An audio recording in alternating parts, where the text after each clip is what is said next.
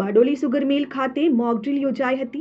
પહલગામ આતંકી હુમલા બાદ ભારત પાકિસ્તાન વચ્ચે તણાવ ચાલી રહ્યો છે। સુગર ફેક્ટરી પર મિસાઇલ હુમલા અંગે મોક ડ્રીલ યોજાઈ હતી। એશિયાની સૌથી મોટી બારડોલી સુગર ફેક્ટરી છે। નાગરિક સંરક્ષણને લઈ મોક ડ્રીલ યોજાઈ રહી છે। ગુજરાતના 18 સ્થળો પર મોક ડ્રીલ યોજાઈ રહી છે। યોજાયેલ મોક ડ્રીલમાં બારડોલી ફાયર વિભાગ, બારડોલી પોલીસ સ્ટાફ, બારડોલી નગરપાલિકાની ટીમ હાજર રહી। બારડોલી સુગર મિલ પર મિસાઇલ બોમ્બ ફેંકવામાં આવ્યો છે। આ ઘટનામાં સુગર મિલના કર્મચારીના 3ના મોત, અનેકો ઇજાગ્રસ્તનું રેસ્ક્યુ પ્રકારનું મોક ડ્રીલ યોજાયું હતું। બારડોલી સુગર મિલમાં કુલ 1700 જેટલા કર્મચારીઓ કામ કરે છે। સાંજના સમયે આ હુમલો કરવામાં આવ્યો છે। હાલ ફાયરના જવાનો તેમજ વહીવટી તંત્ર દ્વારા બચાવ કામગીરી કરવામાં આવી રહી છે। જીજ્ઞા પરમાર, પ્રાંત અધિકારી બારડોલી।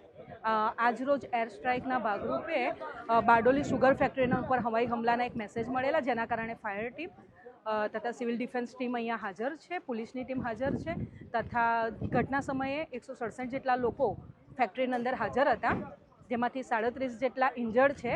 જે લોકો સહી સલામત છે એમને સેફ હાઉસ પહોંચાડવામાં આવેલ છે। 3 વ્યક્તિઓના મૃત્યુ થયાના અત્યારના પ્રાથમિક સમાચાર છે।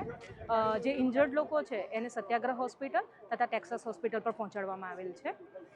વધુમાં એ જણાવવાનું મીડિયા મિત્રોને કે આ એક મોક ડ્રીલનો ભાગ હતો, જેના અનુસંધાને આ કામગીરી ચાલી રહેલ છે। વધુમાં સરકાર તરફથી જે અપીલ કરવામાં આવેલી છે કે 7:30 વાગ્યે આપણે બ્લેકઆઉટનો અભ્યાસ કરવાનો છે, તો તમામ નાગરિકો 7:30 વાગ્યે પોતાના ઘરની, શેરીની તથા જાહેર તમામ રસ્તાઓ પરની લાઇટો, હોર્ડિંગ્સની લાઇટો બંધ કરે તથા તંત્ર દ્વારા મોક ડ્રીલના ભાગરૂપે જે અપીલ કરવામાં આપેલી છે એમાં સહકાર આપે એવી અપેક્ષા। Thank you. Bureau report, RN news, Bardoli.